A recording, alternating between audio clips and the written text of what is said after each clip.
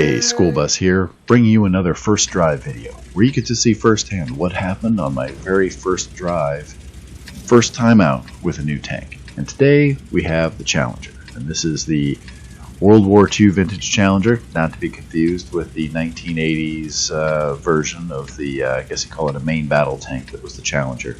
Nope, this is the Cromwell hull and tracks with an upgraded turret, I guess we will call it.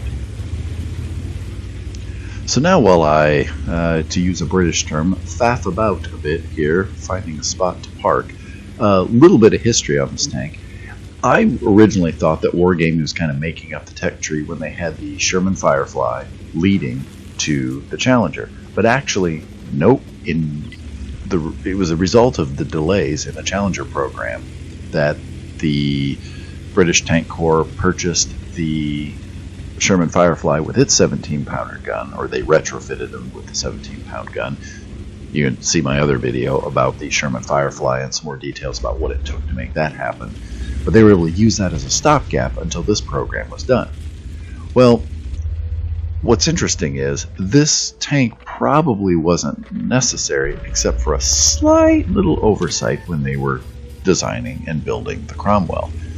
The Cromwell was supposed to fit a 75mm gun, except they discovered rather late in the design process that, oh crap, the turret ring's too small. We can't mount the 75mm Vickers gun.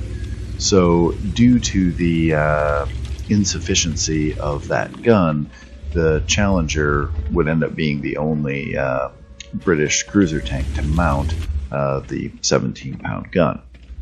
Now later, the Comet ends up being able to kind of take the place of this tank and is probably a rather worthy successor to it.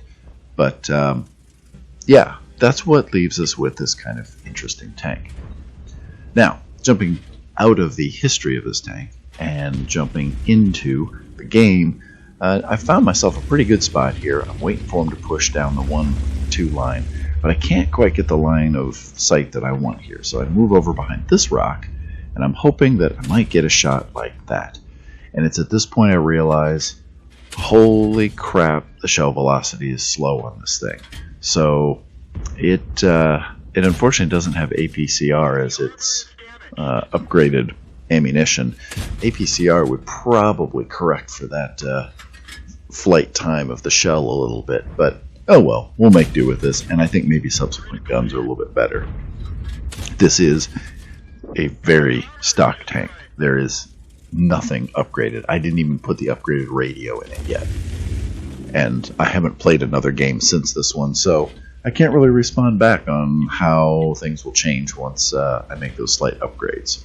But who really cares about the radio anyway?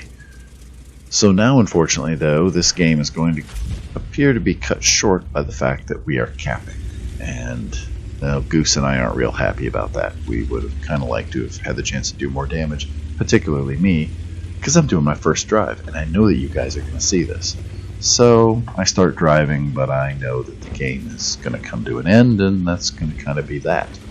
So hopefully I will soon have an Ace Tanker video to show you in this, but for right now, this is what we've got. You can check out more, go watch our recorded live streams, or check us out live each week, and you can catch this as it happens. So thanks for watching. This is School Bus. Have a great day.